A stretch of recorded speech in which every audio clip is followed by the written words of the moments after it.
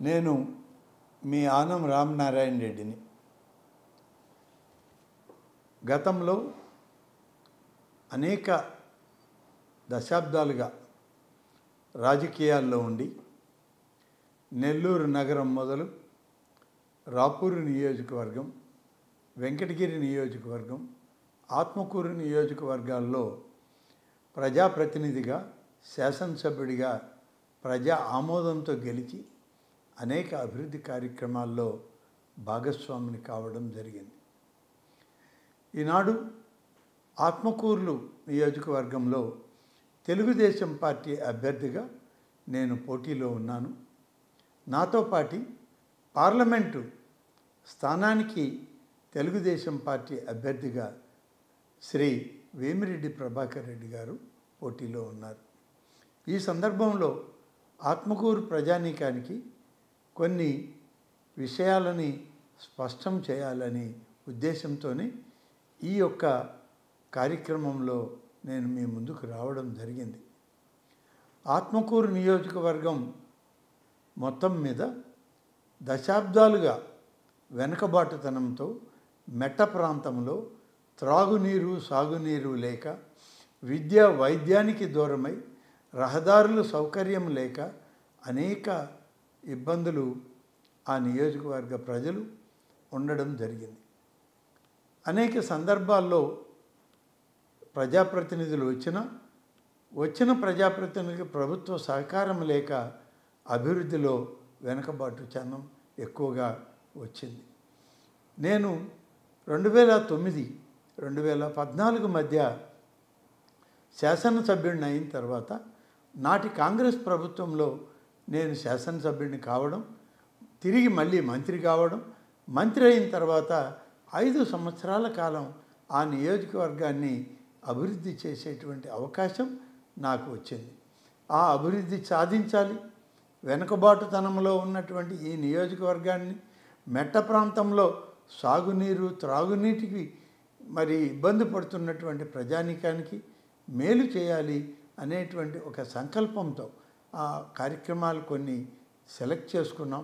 వాటిల్లో ప్రధానమైనటువంటివి విద్య, వైద్యం, తర్వాత ప్రాజెక్టుల ద్వారా సాగునీరు, త్రాగునీరు, అలాగే మౌలిక వసతుల ద్వారా రోడ్డు సౌకర్యాలని ఏర్పాటు చేయడం, వీటన్నిటితోటి అనేక సంక్షేమ అభివృద్ధి కార్యక్రమాలను తీసుకురావాలని ఆలోచన చేశాను. ఆ ఆలోచనని అమలు చేయడంలో కొంతమేర విజయం సాధించానని చెప్పి నేను భావిస్తూ ఉన్నాను. అయినా ఇంకా ఎంతో చేయాల్సింది ఉంది ఆ నియోజకవర్గంలో. ఆ తర్వాత వచ్చినటువంటి రాజకీయ పరిణామాల్లో మళ్ళీ తిరిగి నేను అక్కడ పోటీ చేయలేకపోయాను. పోటీ చేసిన అక్కడ విజయం సాధించలేని పరిస్థితుల్లో అక్కడి నుంచి బయటకు వెళ్ళాల్సిన పరిస్థితి ఏర్పడింది. ఈరోజు అవన్నీ కూడా ఒక అవకాశం ఇవ్వండి, ఆ అవకాశం ద్వారా మళ్ళీ మేము చాలా కార్యక్రమాలని పూర్తి చేయాల్సిన అవసరం ఉంది.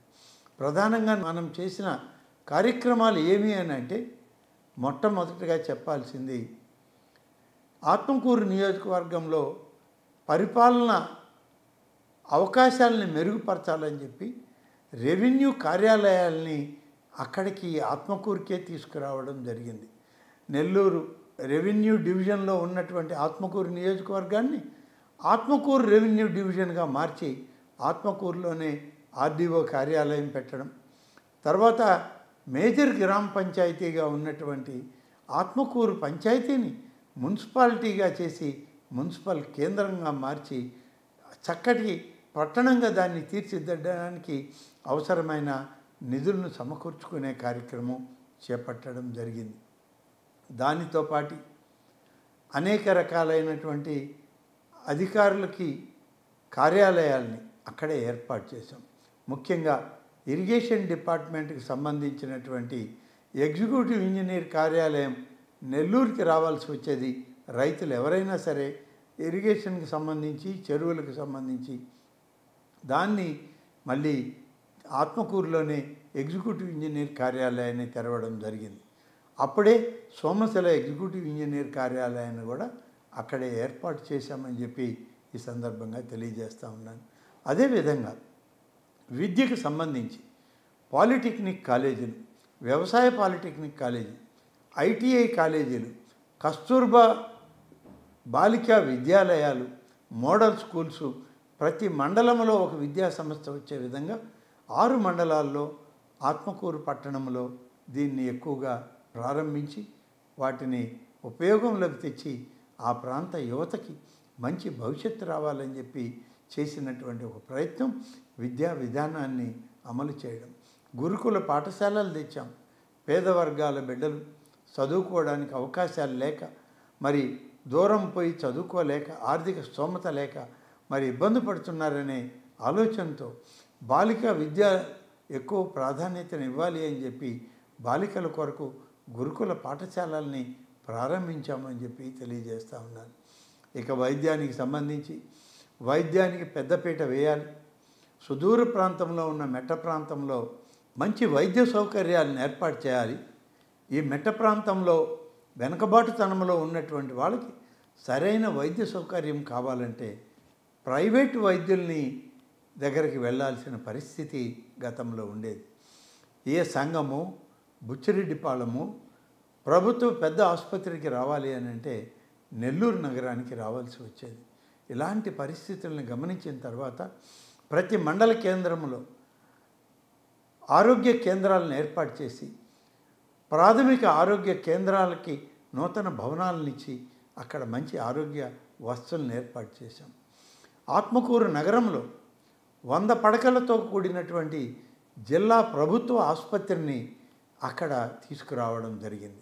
ఈ 100 పడకల ఆసుపత్రి ఇవాళ ఒక్క ఆత్మకూరు నియోజకవర్గానికే కాదు, పక్కన ఉన్నటువంటి ఉదయగిరి నియోజకవర్గం, పక్క జిల్లాలో ఉన్నటువంటి బద్వేల్ నియోజకవర్గంలో పోరుమామిళ్ళ నుంచి కూడా ఇవాళ వైద్య సేవలకి మరి ఈ ప్రాంతానికి మరి రోగులు రావడం, లేకుంటే గర్భిణీ స్త్రీలు రావడం జరుగుతూ ఉంది.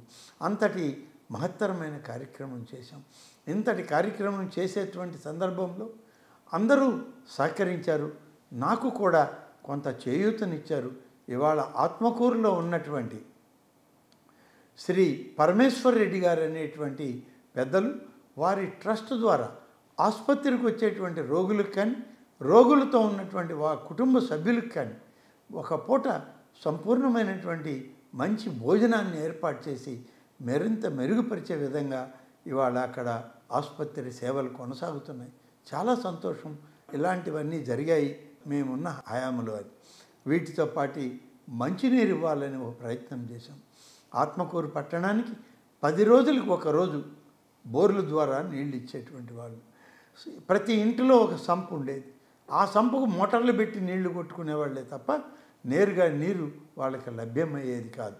దీన్నంతా కూడా ఆలోచన చేసి 102 కోట్ల రూపాయలతో ఆత్మకూరు పట్టణానికి పూర్తి స్థాయి సమగ్ర రక్షిత మంచినీటి పథకాన్ని తీసుకొచ్చి సోమశిల జలాలని ఆత్మకూరు నగరానికి తెచ్చి పైప్ లైన్ల ద్వారా ఇవాళ ఎటువంటి సంపులు, మోటార్లు లేకుండా నేరుగా పై అంతస్తులకు కూడా నీరు అందే విధంగా ప్రతిరోజు నీరు ఇచ్చే విధంగా ఒక సమగ్ర పథకాన్ని అమలు చేశాం. ఆ నీటిని విడుదల చేశాం ఆత్మకూరు ప్రజలకు. అదేవిధంగా అనేక మండలాల్లో త్రాగునీటి సమస్య ఉంటే ఆ సమస్యను పరిష్కరించడానికి సిపిడబ్ల్యూఎస్ స్కీములను తీసుకొచ్చి ప్రతి మండలంలో 15 నుంచి 20 కోట్ల రూపాయల నిధులు వెచ్చించి త్రాగునీటి సమస్యకి ఒక పరిష్కారం కనుగొనడం జరిగింది. వీటన్నిటితోటి విద్యా వైద్యంతో మౌలిక వసతులు పెరగాలి. మౌలిక వసతులు పెరిగితే అనేక ప్రాంతాల నుంచి మన ప్రాంతం గుండా వెళ్ళేటువంటి రహదారులు మెరుగుపడితే ఇక్కడ పరిశ్రమలు వచ్చేటువంటి అవకాశం ఉంటాయి. మరి చిన్న చిన్న పరిశ్రమలతో స్థానికంగా ఉన్నటువంటి యువత పాలిటెక్నిక్, ఐటీఐలు పాస్ అయిన వాళ్ళకి ఉపాధి అవకాశాలు వాళ్ళుగా ఎదిగే అవకాశం ఉంటుందనే ఉద్దేశంతోనే విద్యా సంస్థల్లో పాలిటెక్నిక్లకి, ఐటీఐలకి ప్రాధాన్యతనిచ్చాం.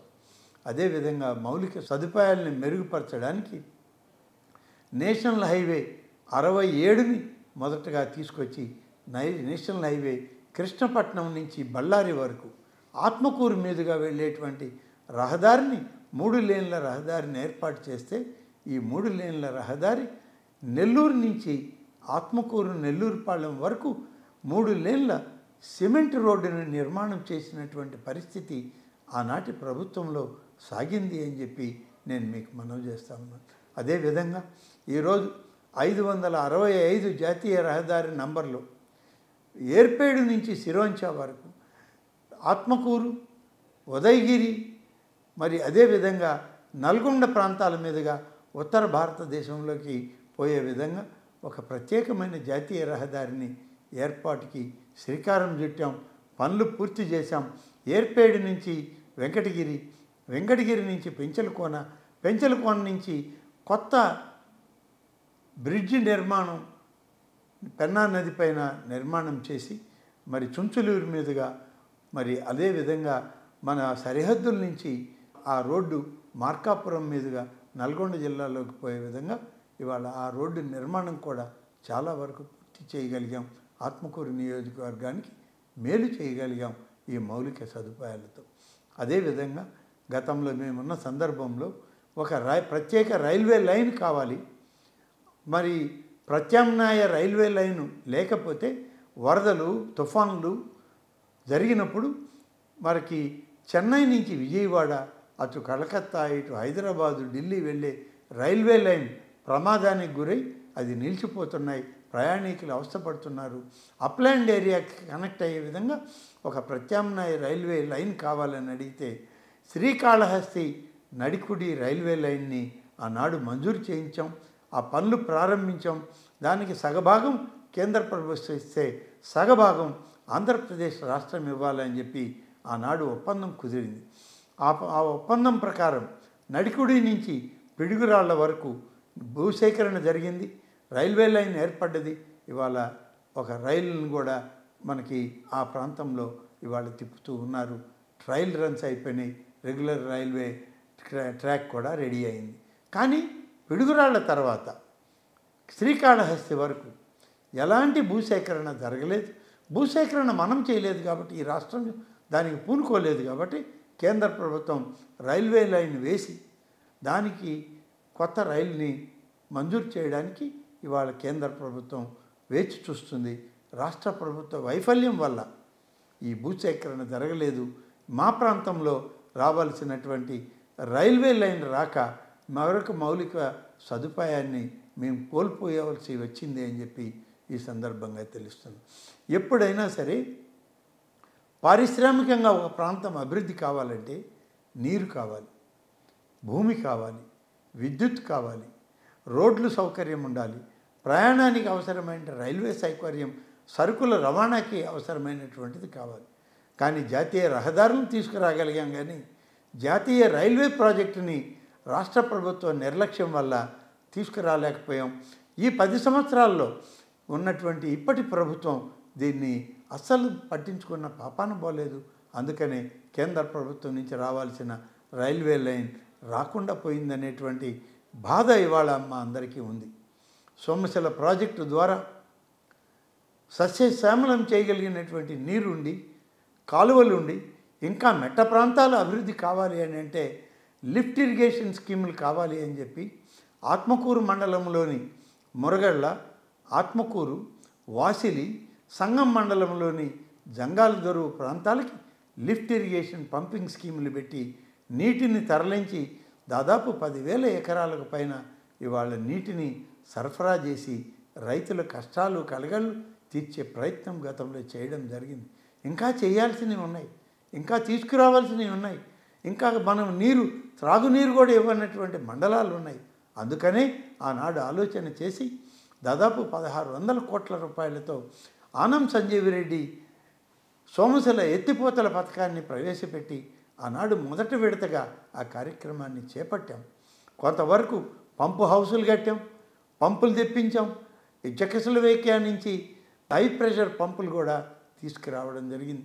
సోమశిల ప్రాజెక్టు రిజర్వాయర్లో నుంచే 5 టీఎంసీల నీటితో మరి మరుపాడు మండలం, వింజమూరు మండలం, కొంతమేర అనంతసాగరం మండలం ప్రాంతాలకి సాగునీరు, త్రాగునీరు ఇవ్వాలి చేసిన ప్రయత్నం ఈ ప్రభుత్వ నిర్లక్ష్యం వల్ల ఇవాళ వైఎస్ఆర్ కాంగ్రెస్ పార్టీ ప్రభుత్వం ఇవాళ ఉన్నటువంటి ప్రజాప్రతినిధుల యొక్క నిర్లక్ష్యం, అలక్ష్యం కొట్టినట్టు కనబడుతూ ఉంది. వాళ్ళ చేతగానితనం వల్ల ఈ ప్రాజెక్టు ఇవాళ ఎక్కడి వేసిన గొంగడి అక్కడే ఉండిపోయింది. భూసేకరణ లేదు, చెరువుల నిర్మాణం లేదు, కాలువల తవ్వకం లేదు, పైప్ లైన్లు, పంప్ సెట్లు మనం దాన్ని ఆన్ చేసి నీటిని తెచ్చే పరిస్థితి ఈరోజు మన ఆత్మకూరు నియోజకవర్గంలో లేకపోయింది అనేటువంటి బాధ మా అందరికి కూడా ఉంది. వాటన్నిటిని సరిచేయాల్సిన అవసరం ఉంది. అదేవిధంగా ఇవాళ విద్యా సంస్థలకు సంబంధించి ఇంజనీరింగ్ కాలేజీని ఇక్కడ ఏర్పాటు చేయాలని ఒక ఇంజనీరింగ్ కాలేజీ ఆత్మకూరులో ప్రభుత్వం తరఫున ప్రభుత్వ ఇంజనీరింగ్ కాలేజీ పెట్టాలని ఒక సత్సంకల్పంతో ఒక ప్రయత్నం మొదలుపెట్టి విక్రమసింహపురి యూనివర్సిటీ వైస్ ఛాన్సలర్ని అక్కడ వెళ్ళి ఆ ప్రాంతానికి వైబిలిటీ ఉందా లేదా అని చూడమంటే Vikramasimhapuri university vice chancellor viability ఉంది, ఈ ప్రాంతంలో ప్రభుత్వ ఇంజనీరింగ్ కాలేజీ కానీ పెట్టినట్లయితే ఈ ప్రాంతంలో ఉన్నటువంటి బిడ్డలకి సాంకేతిక విద్యను అందించడానికి, మరింత మెరుగైన ఫలితాలు సాధించడానికి అవకాశం ఉంటుంది. భవిష్యత్తులో పారిశ్రామిక రంగం కూడా ఇక్కడ అభివృద్ధి అవుతుంది కాబట్టి ఈ ప్రాంత బిడ్డలకి మంచి జరుగుతుందని చెప్పి ఒక రిపోర్ట్ ఇవ్వడం జరిగింది. ఆ రిపోర్ట్ను ఆధారం చేసుకొని ఒక ప్రయత్నం చేశాం. ఒక ఇంజనీరింగ్ కాలేజీ ఏర్పాటు చేయాలనుకున్నాం. తర్వాత కాలానుగుణంగా వచ్చిన రాజకీయ పరిణామాలతో, రాష్ట్ర విభజనతో ఆ కార్యక్రమం పక్కన పెట్టారు. ఇప్పుడున్నటువంటి ప్రభుత్వం పూర్తిగా నిర్లక్ష్యం చేసి ఆ ఇంజనీరింగ్ కాలేజీల పైన దృష్టికి పెట్టక మరి విద్య అందరినీ ద్రాక్ష పండులాగా పేద కుటుంబాల్లో బిడ్డలకి ఇవాళ కనపడడానికి కారణభూతులయ్యారని చెప్పి నేను ఈ సందర్భంగా మనవి చేస్తున్నాను. ఈ విధంగా అనేక కార్యక్రమాలు. దీంతోపాటు ఆత్మకూరుని మున్సిపాలిటీ చేసి ఒక రింగ్ రోడ్ లాగా మరి ఆత్మకూరుకి ఆంజనేయ స్వామి గుడి దగ్గర నుంచి రవితేజ కళ్యాణం వరకు ఆ మండపం వరకు ఆత్మకూరు టౌన్ను కలుపుతూ ఒక బైపాస్ రోడ్డు తయారు చేసి ఇచ్చాం. 2 లేన్ల బైపాస్ రోడ్డు వేశాం. ఇవాళ బైపాస్ రోడ్లో పడ్డ గోతులకి మట్టేసే పరిస్థితి కూడా లేక దాన్ని నిర్లక్ష్యం చేయడం జరిగింది.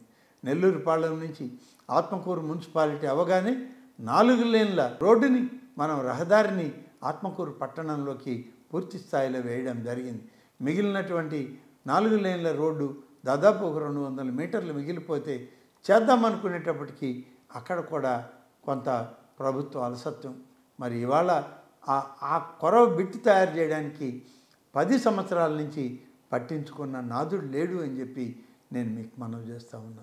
సోమశిల వరకు 2 లేన్ల తారు రోడ్డు నిర్మాణం చేసి ఇచ్చాం. ఇవాళ ఆ తారు రోడ్డు మరి ఆ గోతుల్లో పోలేక మరి తిరిగి జాతీయ రహదారుల మీద ప్రయాణం చేసే పరిస్థితి దురదృష్టకరమని చెప్పి ఈ సందర్భంగా మనవి చేస్తున్నాను. ఆత్మకూరు నియోజకవర్గంలో చేజర్ల మండలం అంతర్భాగం.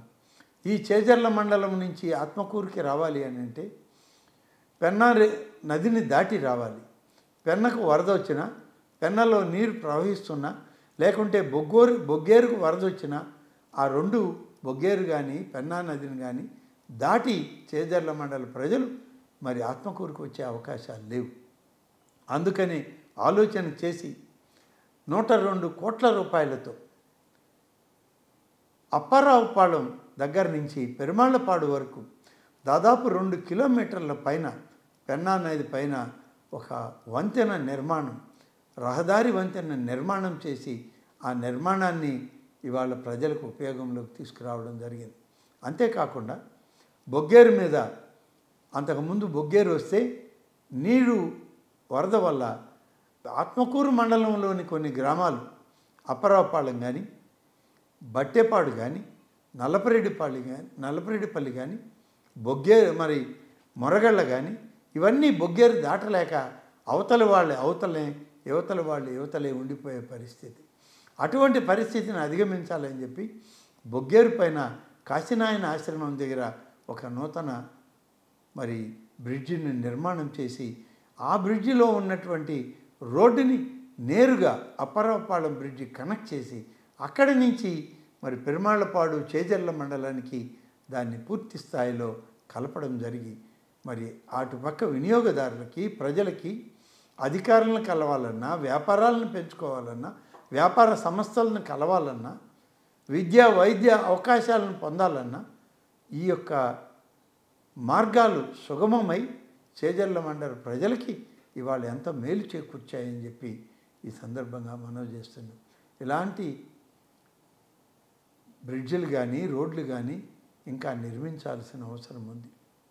సంగం బ్యారేజీ నిర్మాణానికి నాడు ప్రభుత్వంలో మేముని మంజూరు చేసినటువంటి దానికి నాటి ముఖ్యమంత్రిని తీసుకొచ్చి దాన్ని శంకుస్థాపన చేసి పనులు మొదలుపెట్టి ఆనాడు మేమున్నప్పుడే దాదాపు 30-40% పనులు పూర్తి చేసి ఆ తర్వాత మళ్ళీ వచ్చినటువంటి తెలుగుదేశం ప్రభుత్వంలో 80% పనులు పూర్తి చేస్తే 20% పనులు పూర్తి చేయడానికి 4.5 సంవత్సరం కాలం పట్టినా ఇంకా 5-10% పనులు పూర్తి చేయకుండానే ఆ బ్యారేజీ రోడ్ కమ్ బ్యారేజీని బ్యారేజీ మీద రోడ్డు మాత్రమే వేశారు, కానీ ఆ బ్యారేజీని కనెక్ట్ చేసేటువంటి జాతీయ రహదారి ఉన్న కనెక్షన్ని ఆ యొక్క కావలి కాలువకి కనిగిరి రిజర్వాయర్ కాలువలకి బ్రిడ్జిలు వంతెనలు నిర్మాణం చేయకుండా జాతీయ రహదారి 67కి కనెక్షన్ ఇవ్వకుండా కేవలం బ్యారేజ్ కట్టి బ్యారేజ్ మీద ఉన్న రోడ్డు నిర్మాణం చేసి సంగం గ్రామానికి కలిపి వదిలేశారు.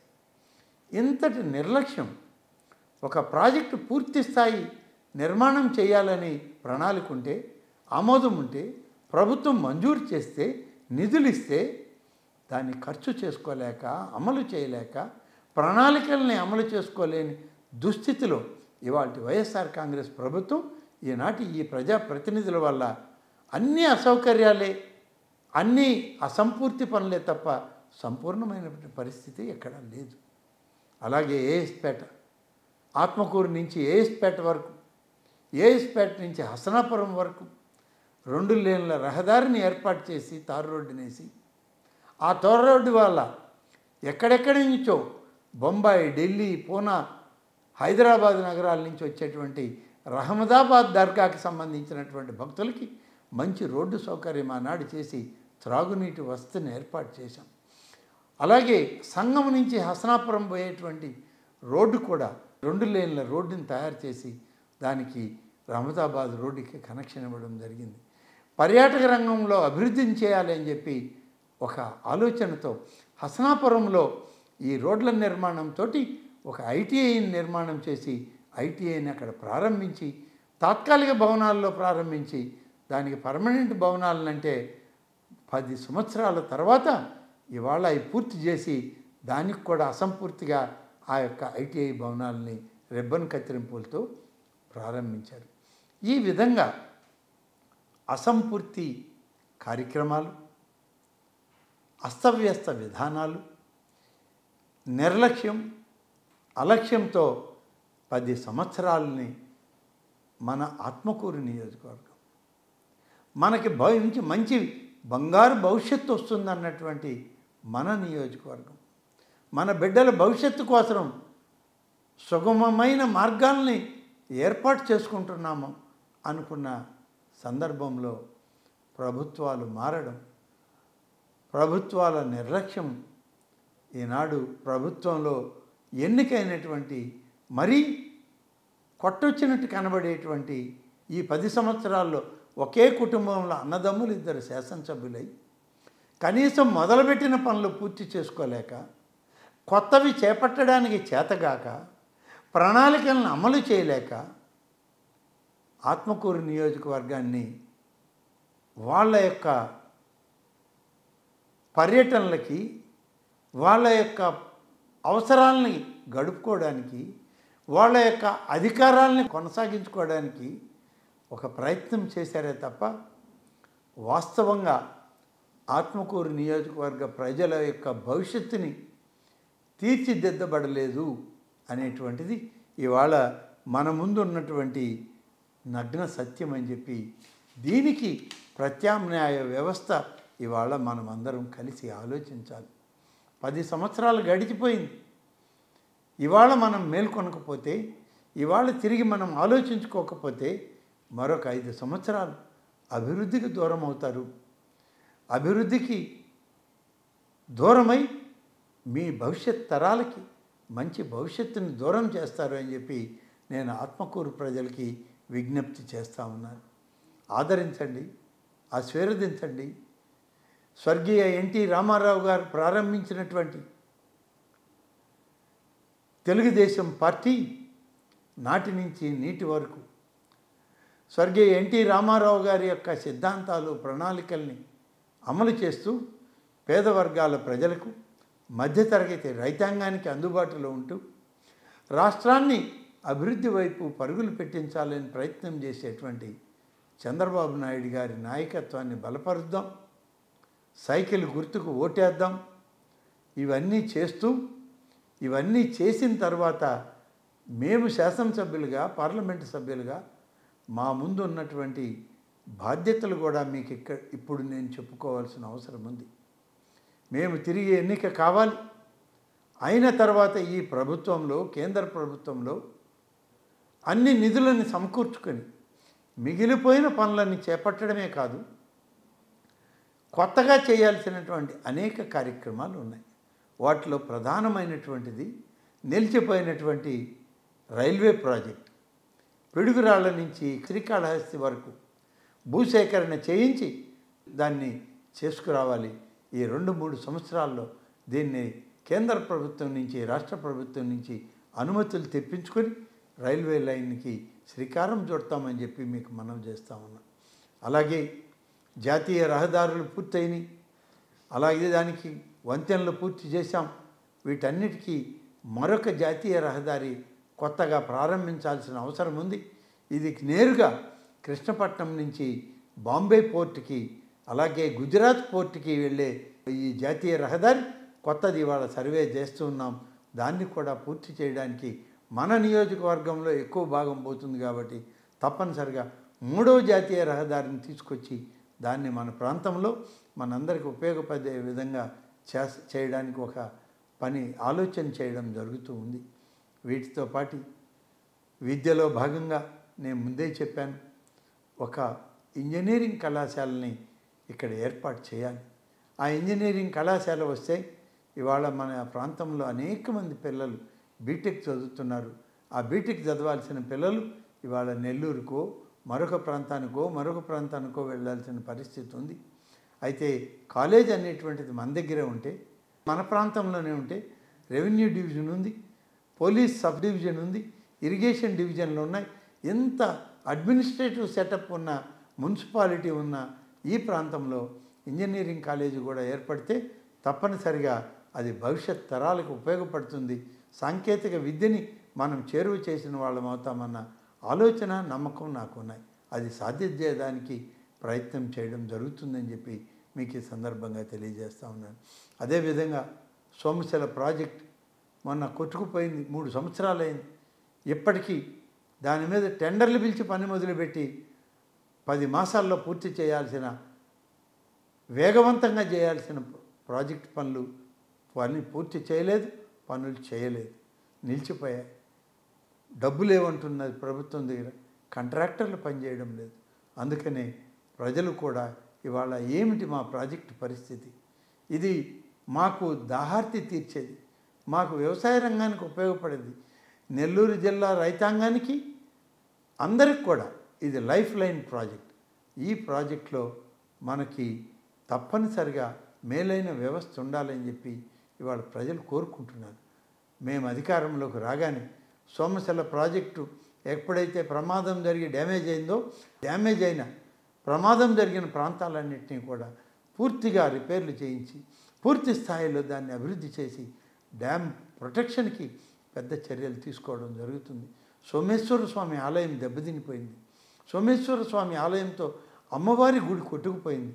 దీనికి ప్రభుత్వం నుంచి నిధులు సమకూర్చి తప్పకుండా పునర్నిర్మాణం చేసి ఇప్పటికే జాతీయ పర్యాటక రంగంలో ఉన్నటువంటి సోమేశ్వర స్వామి ఆలయంని, సోమశిల ప్రాజెక్ట్ని అభివృద్ధి చేసే దానిలో పర్యాటక రంగం యొక్క నిధులు కూడా ఖర్చు చేయడానికి ప్రభుత్వం నుంచి నిధులు సాధించడం జరుగుతుంది అని చెప్పి నేను మీకు మనవి చేస్తున్నాను.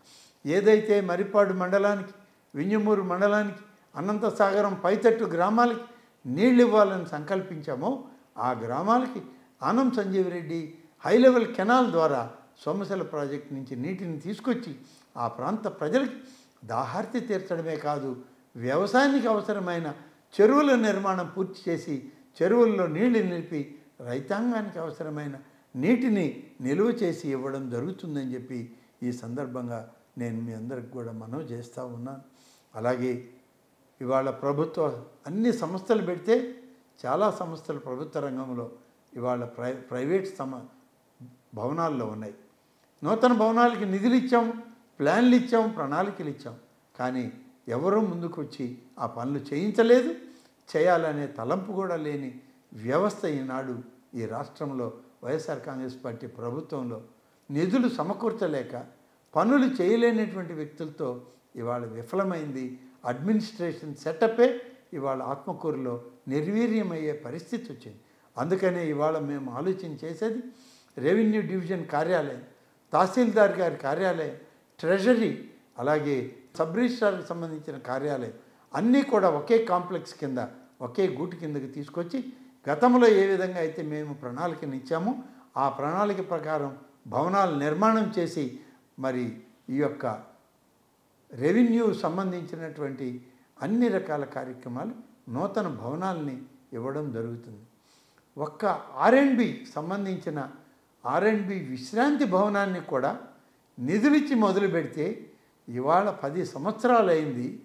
దానికి కనీసం తలుపులు బిగించి రోడ్లు భవనాల శాఖకు సంబంధించిన విశ్రాంతి భవనాన్ని వాడుకోలేనటువంటి దుస్థితి ఇవాళ ఈ ప్రభుత్వంలో ఉంది. కాబట్టి R&B శాఖను కూడా ప్రక్షాళన చేయాలి, నిధులు సమకూర్చుకోవాలి, నిధుల ద్వారా దాన్ని మరింత అభివృద్ధిని సాధించి చేయాల్సిన అవసరం ఉంది. సోమశల ప్రాజెక్టు, ఉత్తరపు కాలువకు సంబంధించిన అన్ని కరకట్టల్ని మరి పూర్తి స్థాయిలో పటిష్టపరిచి ఆ ప్రాంత రైతాంగానికి అభద్రత లేకుండా రక్షణ కవచాలలాగా ఈ యొక్క కరకట్టల్ని ఏర్పాటు చేసి ఇవ్వాలన్నటువంటిదే ఇవాళ మా అందరి ఆలోచన అని చెప్పి నేను మీకు మనవి చేస్తూ, వైద్య శాఖకు సంబంధించి ఇవాళ ఆత్మకూరులో ఉన్నటువంటి 100 పడకల ఆసుపత్రి ఆ రోజే జిల్లా స్థాయి ఆసుపత్రిగా పరిగణించి ఆదేశాలు ఇవ్వడం జరిగింది. 100 పడకల జిల్లా ఆసుపత్రిని 270 పడకల వరకు దాన్ని అప్గ్రేడ్ చేసేటువంటి అవకాశం ఇచ్చాం. సంవత్సరానికి 50 పడకల లెక్కన 5 సంవత్సరాల్లో 150 పడకలను పెంచి 270 పడకల వరకు దాన్ని తీసుకెళ్ళొచ్చు అని చెప్పి ఆనాడు ఒక ప్రణాళిక ప్రకారం దాన్ని అక్కడ ఏర్పాటు చేశాం. కానీ 10 సంవత్సరాల తర్వాత కూడా 100 పడకల ఆసుపత్రి 100 పడకలుగానే ఉంది తప్ప ఒక్క పడక కూడా పెరగలేదనేటువంటి పరిస్థితి ఇవాళ ప్రభుత్వంలో ఉంది. ఇటువంటి నిర్లక్ష్య ధోరణి ఆ ప్రాంతం మీద, మెట్ట ప్రాంతం, వెనుకబడిన ప్రాంతాన్ని ఇంకా వెనుకబడిన వాటికి తీసుకెళ్తున్నారే తప్ప దాన్ని అభివృద్ధి వైపు నడిపించాలని, మరి అభివృద్ధి నుంచి మేలు జరగాలి ఆ ప్రాంత ప్రజలకని ఎలాంటి మరి ఆలోచన ఆ ప్రాంతంలో ప్రజాప్రతినిధికి ఇవాళ లేదు అనడానికి బాధపడాల్సిన పరిస్థితి. అందుకని నేను మిమ్మల్ని అందరినీ కోరేది, చివరిగా తెలుగుదేశం పార్టీ అభ్యర్థులుగా మేము ముందుకు వస్తున్నటువంటి పార్లమెంట్ అభ్యర్థిగా వచ్చిన వేమిరెడ్డి ప్రభాకర్ రెడ్డి గారు, మీ శాసనసభ అభ్యర్థిగా వచ్చిన ఆనం రామనారాయణ రెడ్డి అనేటువంటి నన్ను, ఇద్దరికీ 2 ఓట్లను కూడా సైకిల్ గుర్తుకు వేయండి. మమ్మల్ని మీ ప్రతినిధులుగా ఎంపిక చేసుకోండి. తప్పనిసరిగా ప్రభుత్వాల్లో మేము సాధించి ప్రణాళికాబద్ధంగా ఏవైతే ఇవాళ నిలిచిపోయినవి ఉన్నాయో కొనసాగిస్తూ కొత్తవి సాధించాలని చెప్పి మీ ముందు చెప్పాము. వాటన్నిటినీ కూడా సాధించే ప్రయత్నంలో తప్పకుండా మీకు తోడుగా ఉండి మీ వాళ్ళుగా, మీ ప్రజాప్రతినిధులుగా, మీ సమస్యల పరిష్కారంలో భాగస్వాములు అవుతామని చెప్పి తెలియజేసుకుంటూ సెలవు తీసుకుంటున్నాను.